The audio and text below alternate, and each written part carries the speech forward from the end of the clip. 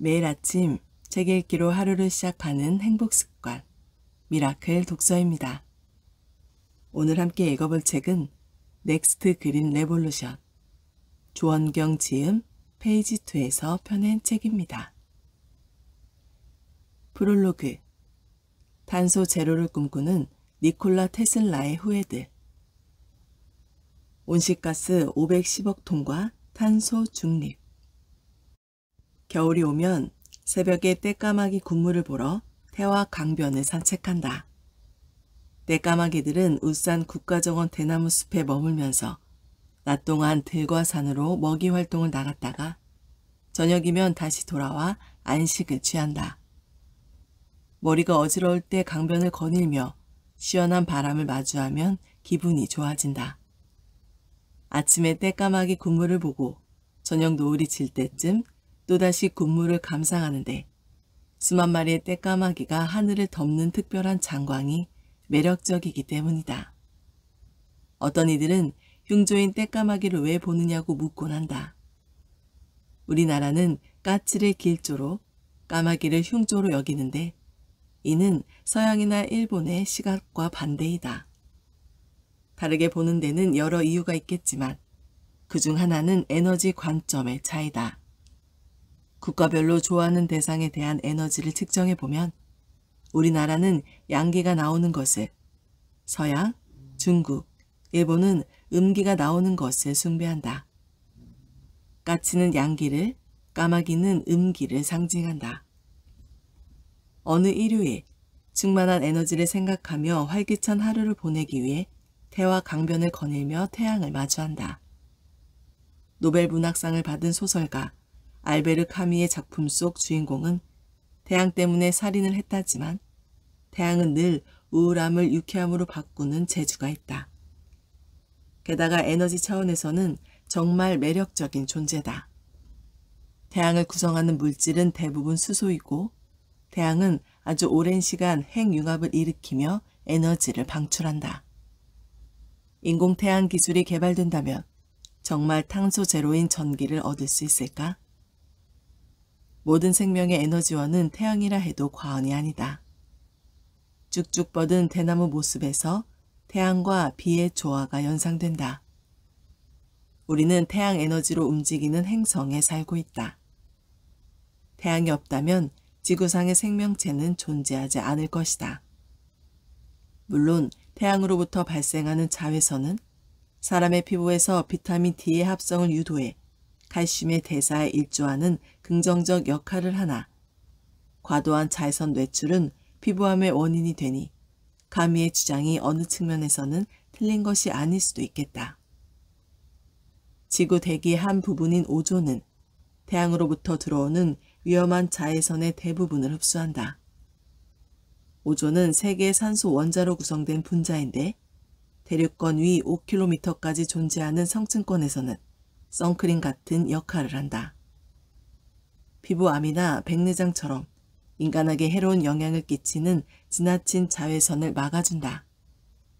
이 고마운 오존층을 파괴하는 대표적인 물질은 무엇일까?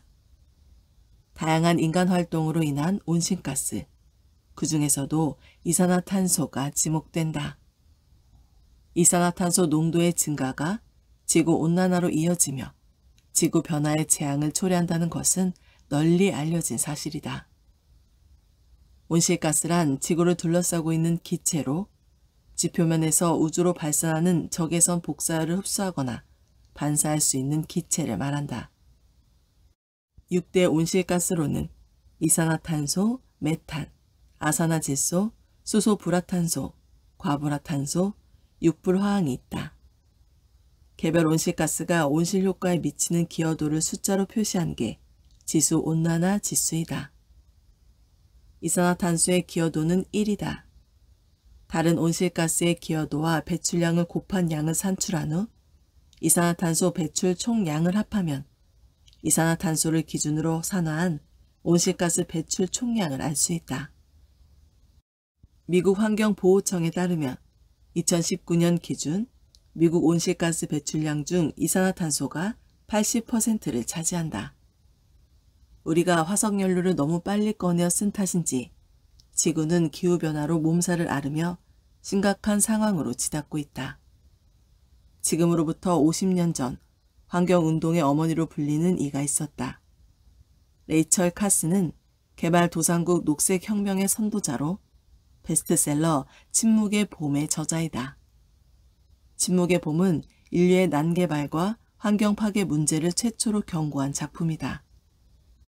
미국 어느 마을의 철새들이 사라져가고 화창한 봄날 새소리조차 들리지 않는 적막한 아침이 찾아온다. 레이첼은 제초제, 살충제 같은 화학 물질의 남용이 새소리를 사라지게 한 원인임을 밝혀낸다. 이 책에서 주장한 인간의 이기심이 환경을 파괴하고 그 피해가 인간에게 돌아온다는 사실은 큰 반향을 불러일으켰다. 이 책은 환경운동의 도화선 역할을 하며 세계 각국에 영향을 미쳤다. 1970년 지구의 날이 제정되고 1992년 환경과 개발에 관한 기본 원칙을 담은 리우데자네이루 선언이 나왔다. 한국의 시민단체 환경재단은 레이첼 카슨호를 만들어 그녀의 업적을 기리고 있다. 최근 몇 년 동안 유난히 태풍과 홍수가 잦았다. 그래서일까? 이상기후처럼 전 지구적 문제를 해결하기 위해 이산화탄소 발생량을 줄이자는 친환경 흐름이 대세다. 에너지 도시로 부상하는 울산에서 영국 출신 미국 역사학자 이언 모리스의 주장을 음미해본다. 그는 인류 역사는 에너지를 획득하고 사용하는 효율성에 의해 결정되었다고 주장한다. 내 손에는 레이첼 카슨의 정신을 이어받은 빌 게이츠가 쓴 책 기후재앙을 피하는 법이 쥐어있다. 빌 게이츠에 의하면 지구는 매년 510억 톤의 온실가스를 대기권에 배출하는데 우리는 기후재앙을 피하기 위해 온실가스 배출을 제로 수준으로 멈춰야 한다. 울산 곳곳을 보면 재생에너지의 시대가 왔다고 해도 과언이 아니다. 호주에서 그린 수소 생산 사업에 참여하고 있는 고려아연은 그린 아연 재련소를 지향한다. 고려아연의 100% 자회사인 호주 썬메탈은 2020년 12월 한국 기업으로는 처음으로 RE100에 가입했다. 울산 기업에서 재생에너지 100%인 RE100을 추구하는 기업 사례가 늘고 있다. 기업이 사용하는 전력량의 100%를 2050년까지 풍력, 태양광 같은 재생에너지와 수소 같은 신에너지로 조달하겠다는 야심찬 포부가 우리 앞에 있다. 2014년 영국 런던에 위치한 다국적 비영리기구 더 클라이머트 그룹이 RE100 목표를 최초로 제시했다.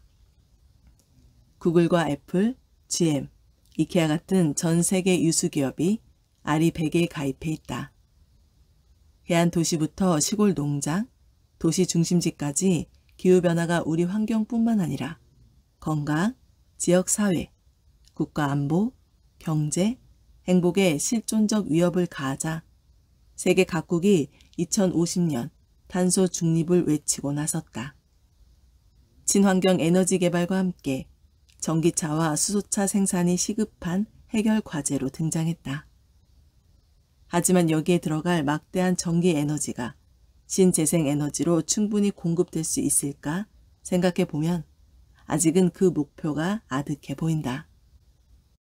1900년대에 이미 지속 가능성의 개념을 고안하고 지열, 풍력, 태양광 같은 친환경 에너지를 생각한 교류 전기 발명가인 니콜라 테슬라의 명언을 떠올리며 지속 가능한 삶의 방식을 다시 한번 생각해 본다. 인생은 해결이 불가능한 방정식으로 남아있을 것이며 앞으로도 그럴 것이다. 그 방정식에는 어떤 알려진 요소가 포함되어 있다. 철학적인 그의 말을 생각하니 인류는 항상 알려진 것과 알 수 없는 세계에 대한 것들이 조합을 이루어 발전의 발전을 거듭해 왔음을 깨닫게 된다. 니콜라 테슬라의 후예들.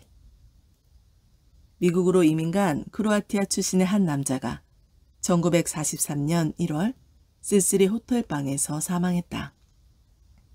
그가 사망하자 미국 연방수사국은 그의 노트를 비롯한 유품을 압수해갔다. 그를 특별히 생각한 것은 그가 환경 친화적 인물이어서다. 그는 누구든 어디서든 필요할 때 무제한의 전기를 아주 싼 값에 얻을 것을 인생의 목표로 삼고 전기에 대해 연구한 인물이다. 그는 이와 같은 전기를 발명하면 사람들이 고된 육체 노동의 사슬에서 풀려나 평화와 번영을 즐길 수 있을 것이라 기대했다. 그의 철학이야말로 과학과 기술의 존재의 이유가 아닐까? 평생을 고독하게 살아온 끝에 쓸쓸히 숨진 진짜 발명왕. 그의 이름은 니콜라 테슬라다. 요즘 익숙한 전기차 수소차가 연상된다. 기원전 600년경 그리스의 철학자 탈레스 이후 전기는 다양한 형태로 우리 곁을 스쳐갔다. 토머스 에디슨이 에디슨 전구를 발명하고 전기회사를 차려 전기를 공급하면서 전기는 가정에서 쉽게 사용할 수 있는 에너지가 되었다.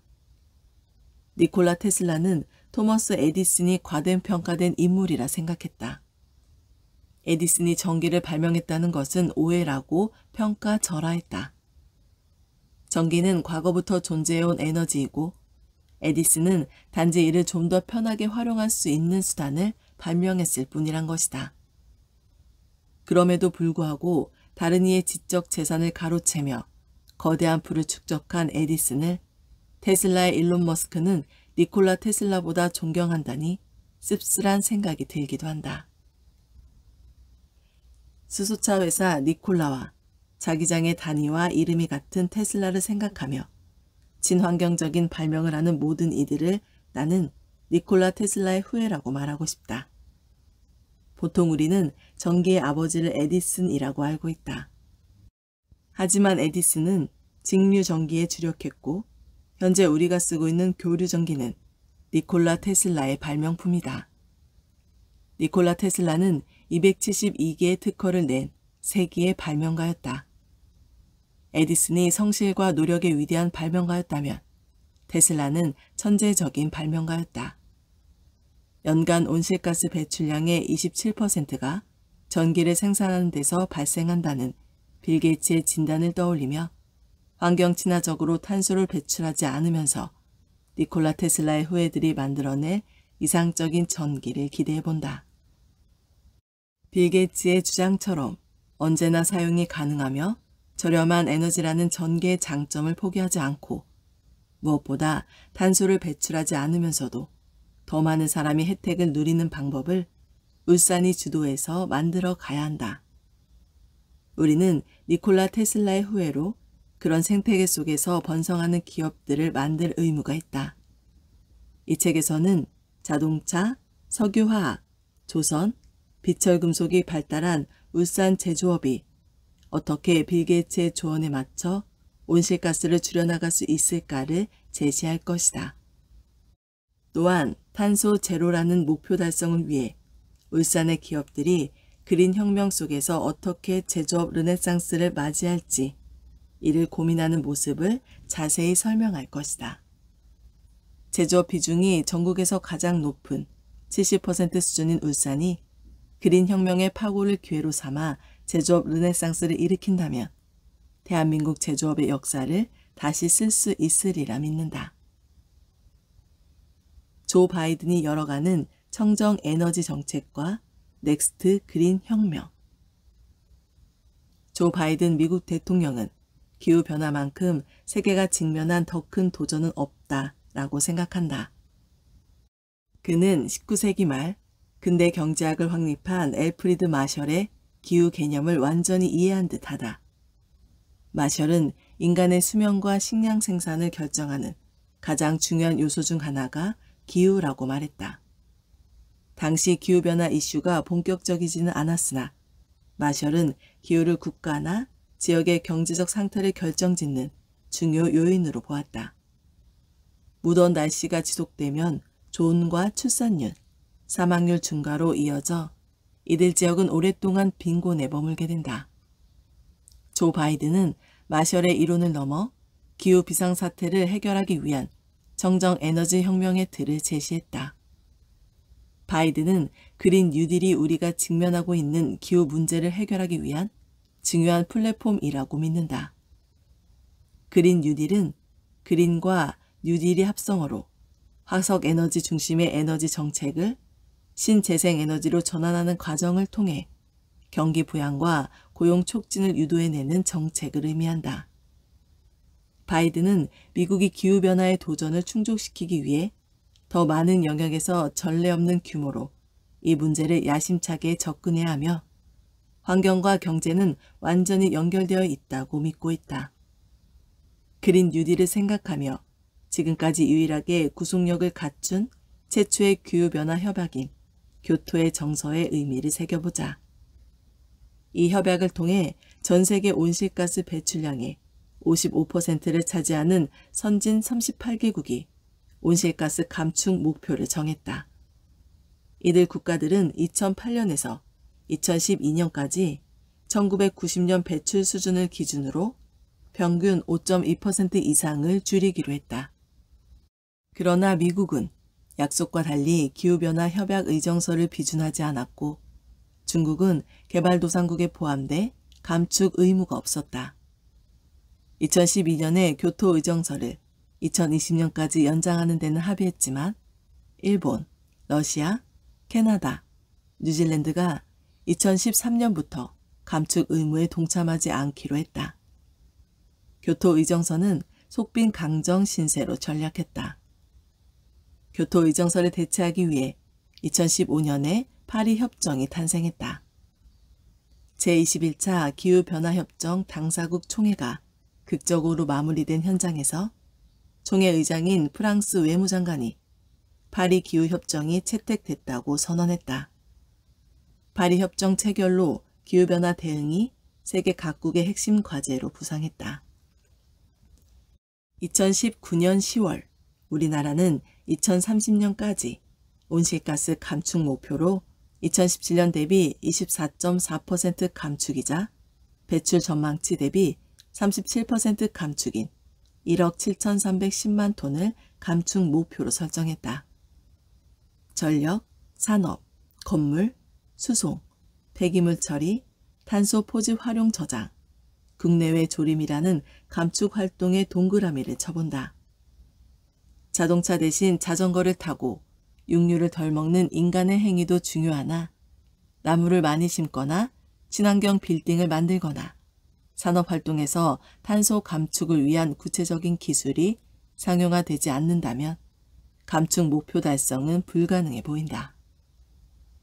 돌이켜보면 파리협정의 현장은 힘찬 박수와 환호성으로 휩싸였지만 실제 지구는 계속해서 몸살을 앓았다. 인류의 화석시대가 파리협정 체결로 점진적 종언을 고했다는 보도는 휴지통에 들어갔다. 도널드 트럼프 전 미국 대통령은 미국이 파리 기후변화 협정에서 탈퇴했고 각종 국제회의의 기후변화 합의는 없던 일처럼 되었다. 2020년 미국 대선 후 대통령에 당선된 조 바이든은 트럼프 정부의 공식적인 파리협정 탈퇴 의사를 번복했다. 조 바이든이 당시 당선을 눈앞에 두고 발표한 첫 메시지 역시 환경이었다. 기업의 비재무적 요소인 ESG, 즉 환경, 사회, 지배구조 중에서 환경을 강조하는 것이 요즘의 대세다. 바이든은 이러한 추세를 반영해 이렇게 말했다. 만약 우리가 우리의 에너지와 재능, 그리고 견줄 수 없는 미국의 혁신을 모두 활용할 수 있다면 우리는 기후변화 위협을 미국의 에너지 산업 부분이 화력을 되찾는 계기로 경제 발전에 걸쳐 성장을 촉진하는 기회로 바꿀 수 있을 것이다. 제조업의 활력을 불어넣고 새로운 산업을 창출하고 미국 전역의 도시와 마을에서 양질의 중산층 일자리를 창출할 수 있다는 그의 포부는 울산의 미래와 맞닿아 있다. 글로벌 그린 산업 주도권을 확보하려는 바이든의 야심을 보면 신재생 에너지는 전 세계적인 인류의 패러다임 변화로 보인다. 나는 울산의 대표 기업들을 방문하며 경제 부시장으로서 보고 느낀 이야기를 독자들과 공유하는 것이 나름의 의미가 있다고 생각했다. 이에 울산에서 벌어지는 넥스트 그린 혁명 이야기를 이 책에 담았다. 이 책은 울산의 보배 같은 인류 기업들의 그린 혁명 활동을 소개하고 평가하며 그린 산업에 투자하는 이들의 이야기이다. 이 책에서는 친환경이 투자의 중심에 선 시대에서 울산 기업과 세계 기업을 함께 이야기하며 분명한 투자 가치를 제시하고자 한다. 울산은 우리나라 최대의 공업지역으로 조선, 자동차, 석유화학 같은 에너지를 다량으로 소비하는 중화학 공업이 밀집해 있다. 우리나라 전체 산업에서의 온실가스 배출량 중 12.8%가 울산에서 발생한다. 이것은 역으로 말하면 온실가스를 감축할 수 있는 양도 그만큼 크다는 것을 의미한다. 환경을 오염시키면서 산업을 발전시키는 것은 과거의 유물이다. 이제는 환경을 보존하고 삶의 질을 높이면서 성장을 꾀하는 새로운 전략이 필요하다. 미래를 앞서가는 울산을 바라보며 그러한 목표를 달성하기 위한 방안에 대해 절실한 심정으로 고민했다. 아울러 각 장에서는 MIT 테크놀로지 리뷰가 매년 선정해온 그에 가장 주목할 만한 10대 미래 기술 가운데 투자자에게 도움이 될 10가지 그린 기술을 살펴볼 것이다.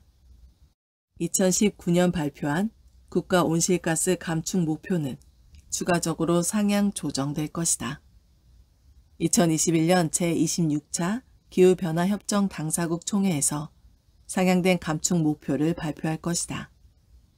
이 책이 그린 혁명에 관심이 있는 정책 당국자, 산업계 관계자, 온실가스 감축에 실질적인 조언을 필요로 하는 이들에게 도움이 되길 바란다.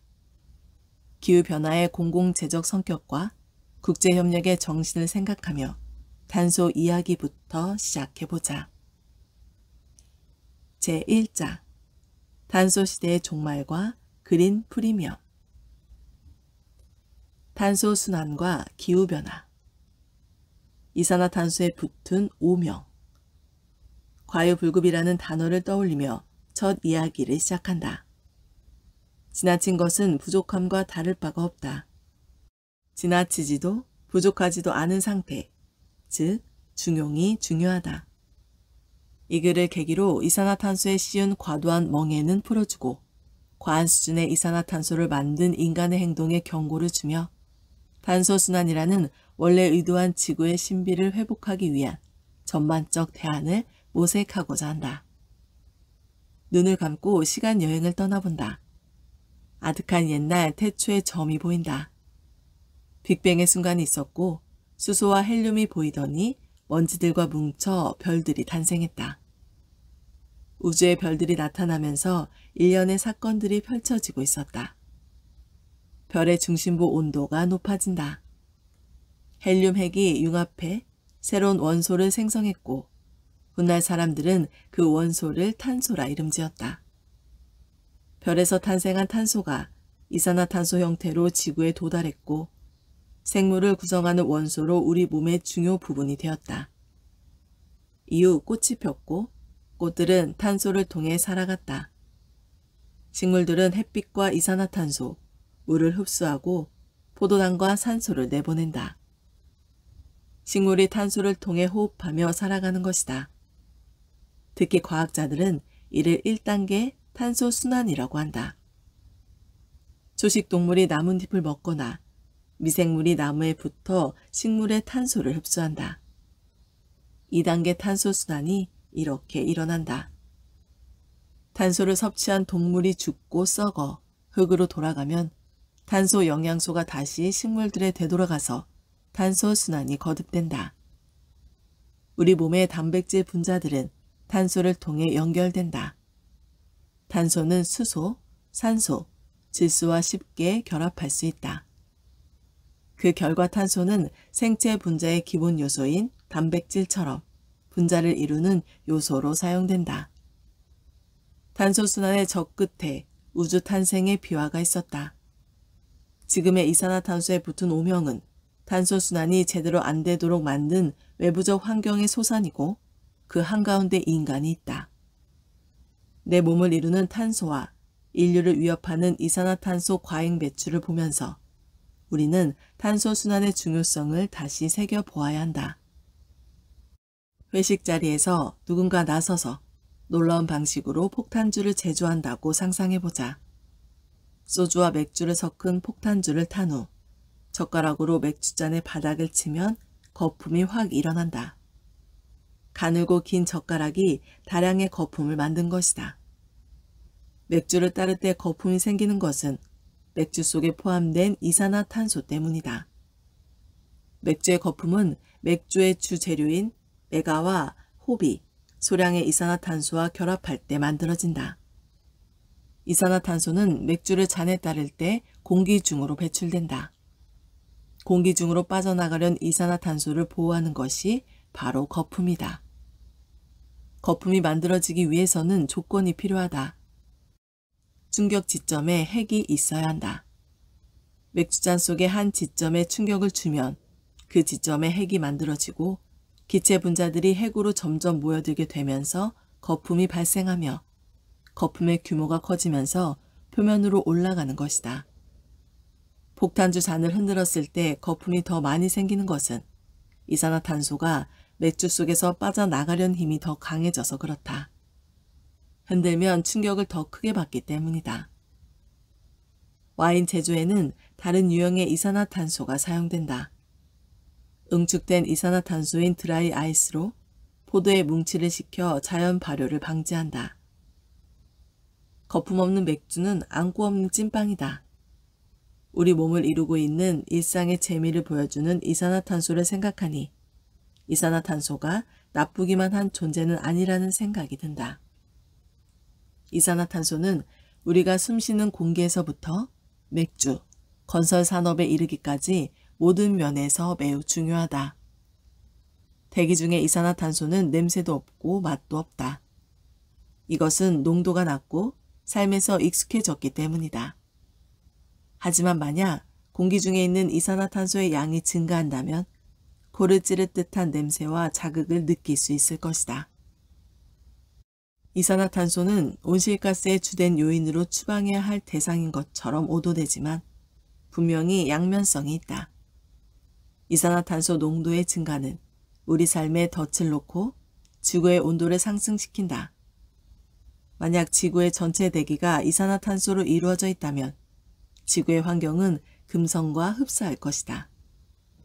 금성의 대기는 대략 96에서 97%의 이산화탄소로 이루어져 태양계에서 가장 뜨거운 행성이 되었다. 산소나 질소와 달리 이산화탄소는 대기 중에 극소량만 있는 미량 가스다. 지구상의 이산화탄소의 양이 많지는 않지만 그 분포의 균형은 매우 중요하다. 온실가스에 갇힌 지구가 금성처럼 되는 것을 피하기 위해 이산화탄소의 생산을 줄이려고 노력해야 한다. 이산화탄소는 금속을 절단하는 레이저의 보호가스로 용접 공정에도 사용된다. 이산화탄소의 햇빛과 약간의 수소를 첨가하는 것만으로도 연료나 다른 유용한 화학 물질을 만들 수 있다.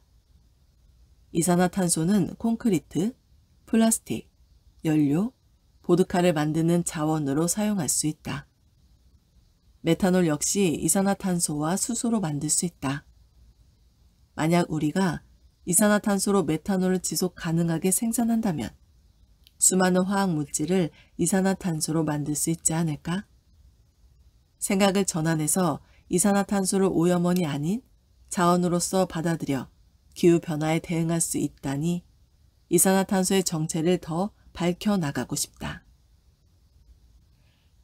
탄소가 뭐길래 나사 과학자까지 동원될까? 과학자들은 숲에서 탄소 변동을 측정하는 새로운 방법을 고안했다. 이는 전 세계 탄소 측정의 정확성을 향상시킬 것으로 기대된다.